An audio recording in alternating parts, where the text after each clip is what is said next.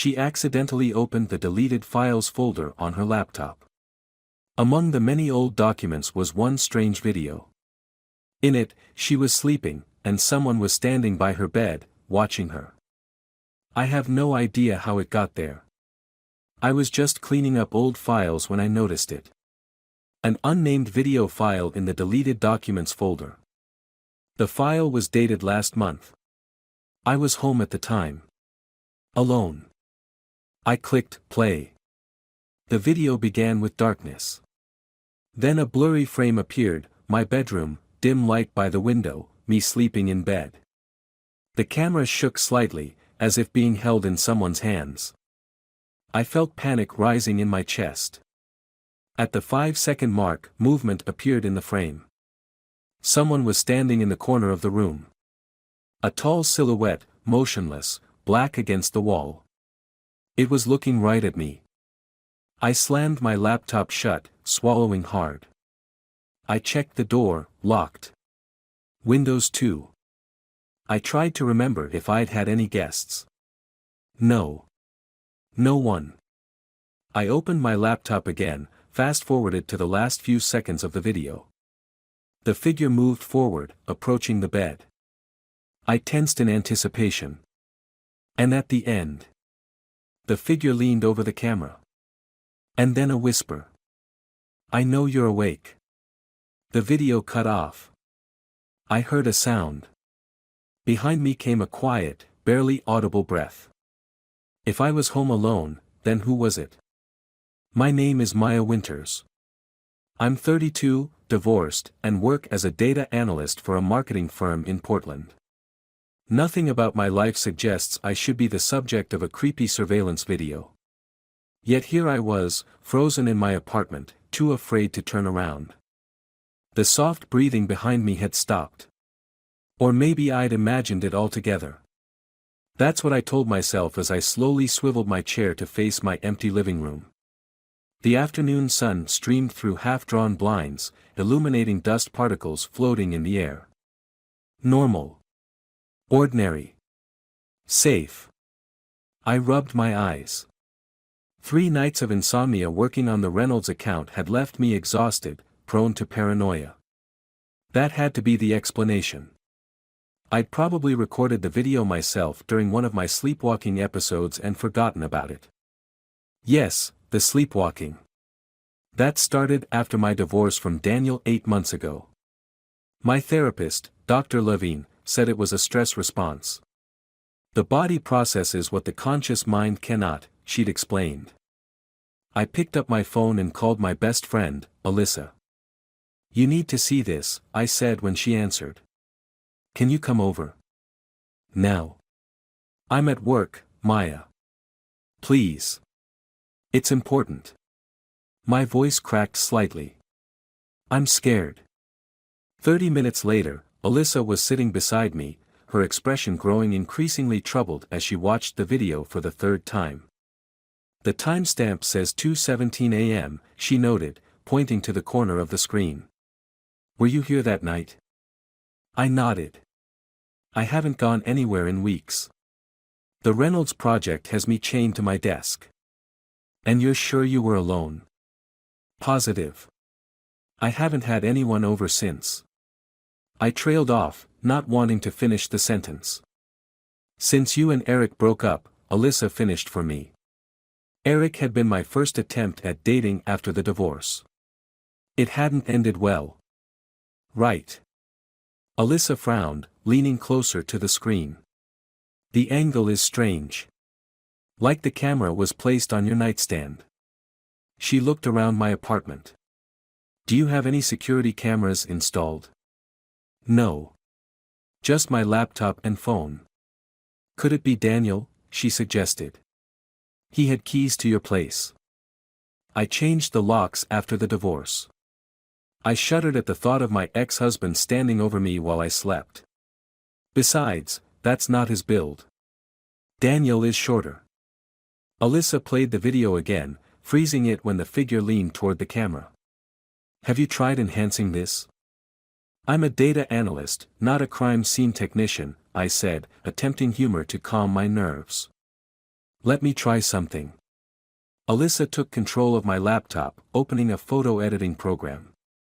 After a few minutes of adjustments, the image became marginally clearer, but the figure remained a silhouette, their features obscured by darkness.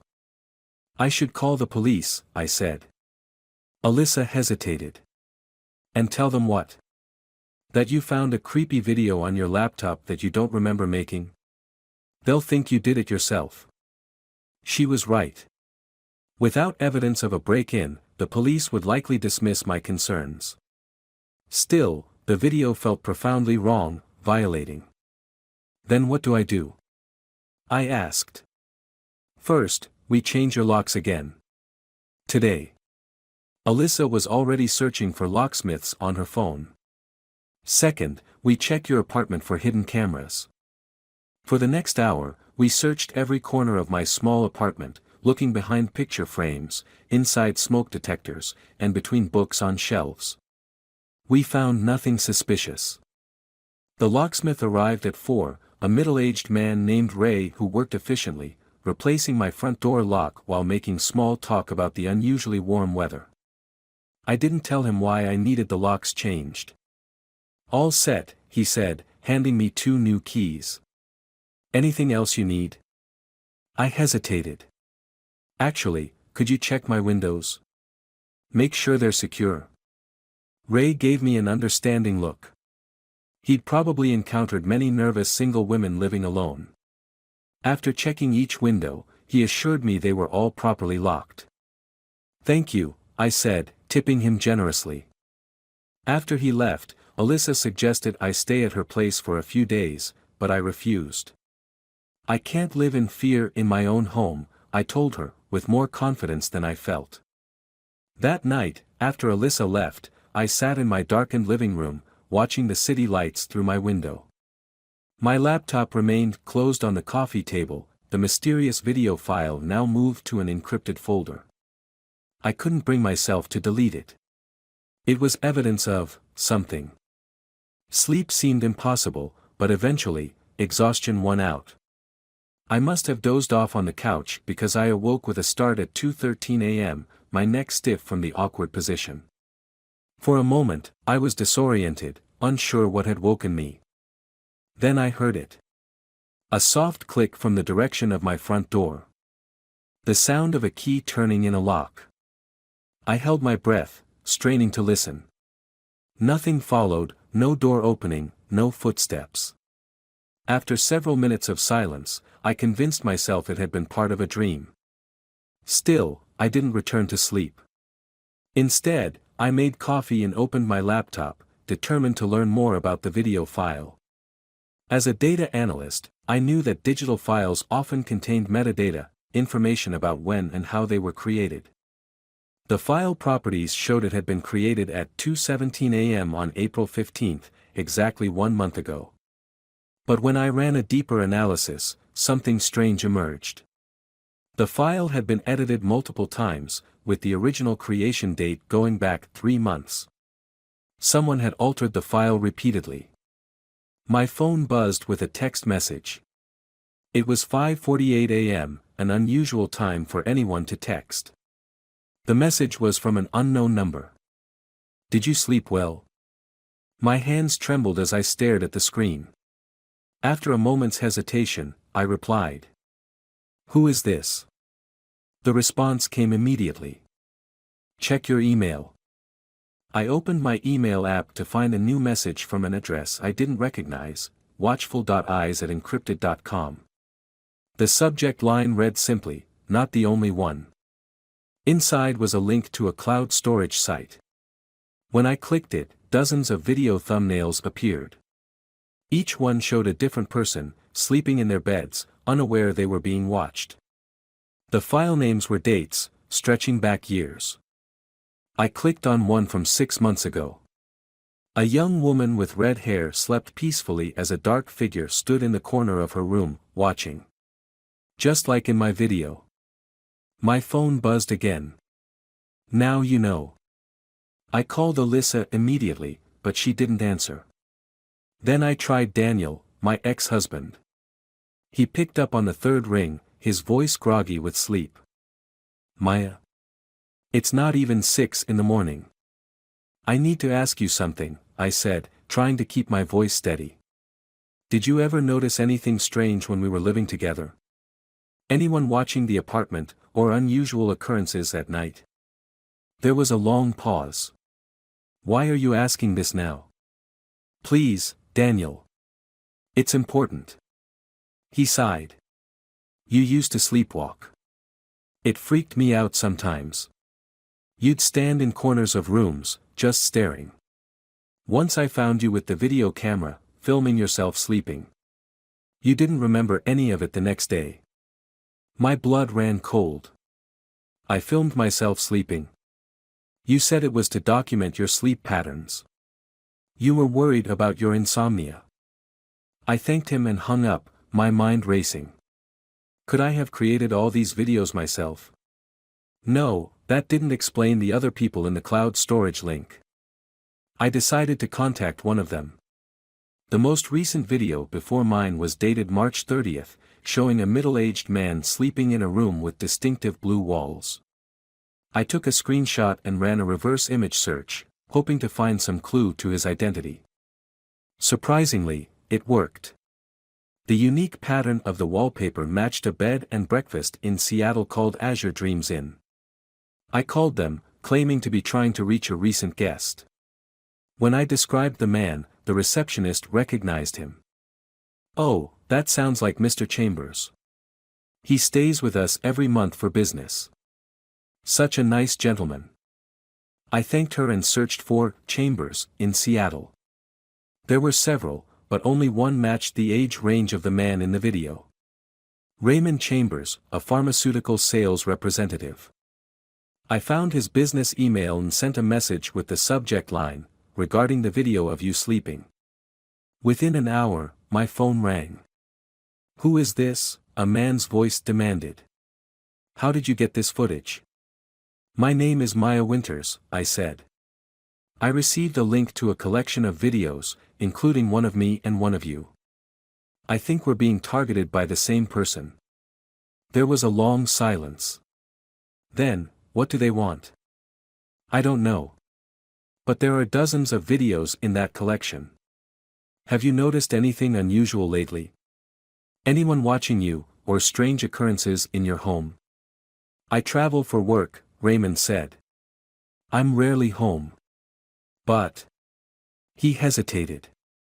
Last month, I could have sworn someone was in my hotel room in Portland. I woke up and felt like I wasn't alone. The hotel said there was no record of anyone entering my room. Portland. Where I lived. The connection sent a chill down my spine. Can we meet? I asked. I'll be in Seattle next week for work. We arranged to meet at a public cafe. As I hung up, my email pinged with a new message from watchful.eyes@encrypted.com. Making friends with Raymond? Not wise. They were monitoring my communications. I threw my phone onto the couch and paced my living room, feeling trapped. Whoever was behind this had access to my devices, my home, possibly my life. A sudden thought struck me. I grabbed my laptop and checked the settings on my home Wi-Fi network. There it was, an unknown device labeled Nighthole, connected to my network. Someone had hacked my router. I immediately turned off the Wi-Fi and used my phone's cellular data to search for a computer security specialist. I found one with good reviews, Alex Chen, a former cybersecurity consultant for a major tech company who now ran his own business. I called and explained my situation without going into too much detail. Alex agreed to come to my apartment that afternoon. When he arrived, I was struck by his youth. He couldn't have been older than 25, but his demeanor was professional and reassuring. I watched as he systematically checked my devices, his expression growing increasingly concerned. Your laptop has been compromised, he confirmed. Someone installed a remote access Trojan. They can see everything you do, access your camera, your files, everything. Can you remove it? I can, but they'll know I did. He looked up at me. Why is someone targeting you like this? I hesitated, then showed him the video and explained about the link to other sleeping victims. His face paled. "This is seriously disturbing," he said. "Have you gone to the police?" "Not yet. I wanted to understand what I'm dealing with first." Alex nodded. "Smart. Let me secure your devices before you do anything else. And I'll need to check your apartment for physical surveillance as well." He spent the next 2 hours working, removing malware from my laptop and phone, securing my Wi-Fi network, and scanning my apartment with a device that detected wireless signals. In my bedroom, the detector beeped rapidly. "There," Alex said, pointing to my alarm clock. "That's not just a clock." He carefully disassembled it to reveal a tiny camera and transmitter hidden inside. "Professional grade," he muttered. "This isn't some stalker with store-bought spy gear.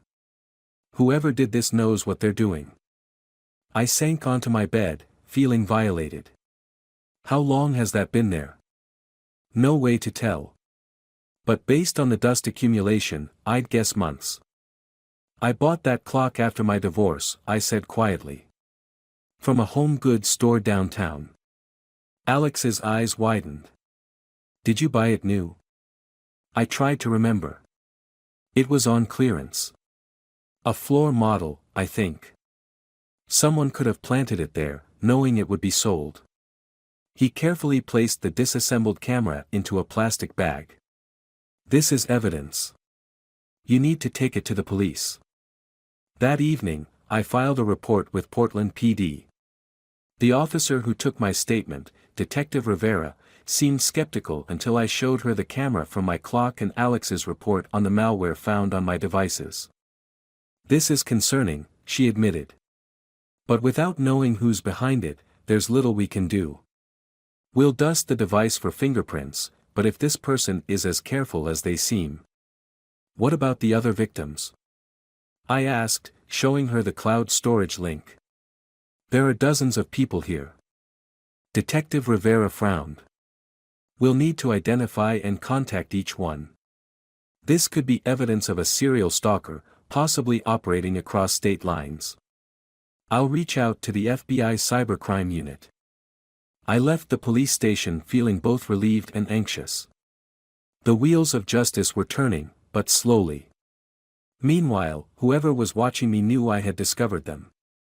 That night, I stayed at Alyssa's apartment, too afraid to return home despite Alex's assurances that my devices were now secure. I lay awake on her couch, running through possibilities in my mind. Who would target me and others this way? What was the connection between the victims? My phone buzzed with a text from the unknown number. "You shouldn't have gone to the police, Maya." I showed the message to Alyssa, who insisted on calling Detective Rivera immediately. Rivera instructed me to save the message but not to respond.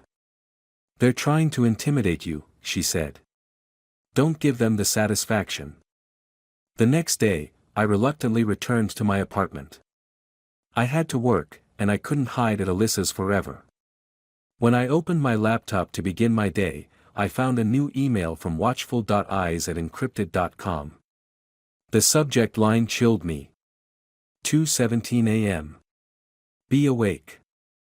There was no content in the email, just the subject line. A threat? A warning? I forwarded it to Detective Rivera and tried to focus on work, but my concentration was shattered. At lunch, I received a call from Raymond Chambers. "I can't meet you next week," he said, his voice tense. "Someone broke into my hotel room last night. They left a note on my pillow saying they knew I had contacted you. Did you report it?" "Yes. The Seattle police are investigating, but..." He trailed off. "I'm scared, Maya. Whoever this is, they're watching our every move." I shared what had happened with Detective Rivera, who promised to coordinate with Seattle PD. "We're working on identifying other victims from the videos," she told me. 2 have come forward already after receiving threatening messages. As evening approached, I felt increasingly anxious about the 2:17 a.m. deadline. What was supposed to happen? Should I leave my apartment? Call someone to stay with me? In the end, I decided to face it head-on. I set up my own camera to record my bedroom, placed a baseball bat beside my bed, and prepared to remain awake until well past the designated time. At midnight, I received another text. Are you ready? I didn't respond. At 1:30 a.m., my phone rang with an unknown number. I let it go to voicemail. The message was silence, followed by heavy breathing. At 2 a.m., I sat up in bed, adrenaline coursing through my body. My bedroom door was closed, my windows locked. I had checked every closet, under the bed, behind the shower curtain. I was alone.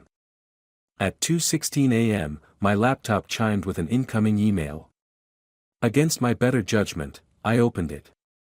It contained a single link. When I clicked it, a live video feed appeared. To my horror, it showed me, sitting on my bed, looking at my laptop. The camera angle was from my closet. There was someone in my apartment. I grabbed the baseball bat and my phone, backing toward my bedroom door. Before I could reach it, my laptop screen changed. Now it showed a split screen of multiple feeds, my living room, kitchen, bathroom, and front door. In the kitchen feed, a dark figure moved silently across the room. My hands trembling, I dialed 911. There's someone in my apartment, I whispered when the operator answered. 1437, Willow Street, apartment 3B. Please hurry. As I waited for the police, I watched the intruder through the laptop feed. They moved with purpose, checking each room methodically. They wore all black, their face obscured by a mask. In one hand, they held what looked like a small device. Then they approached my bedroom door. I gripped the bat tighter, positioning myself behind the door. The handle turned slowly. As the door began to open, I swung the bat with all my strength. There was a satisfying thud and a grunt of pain. The figure stumbled backward, dropping the device they were holding. I ran past them, sprinting for the front door. Behind me, I heard them recovering, giving chase. I reached the door, fumbling with the locks in panic. Just as I got the door open, a hand slammed it shut from behind me. I spun around, swinging the bat again, but this time they were ready. They caught it mid-swing and wrenched it from my grasp. I found myself face to face with my attacker. Though masked, their eyes were visible, cold, calculating eyes that I somehow recognized.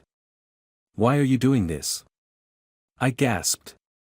Because you're special, Maya. The voice was distorted, as if through a voice changer. You see things others don't. You notice patterns. Blue and red lights flashed through my window. The police had arrived. The intruder tensed, looking from me to the window. This isn't over, they said, backing away. It's just beginning. They rushed to my balcony door and disappeared into the night just as pounding began on my front door. Police. Open up.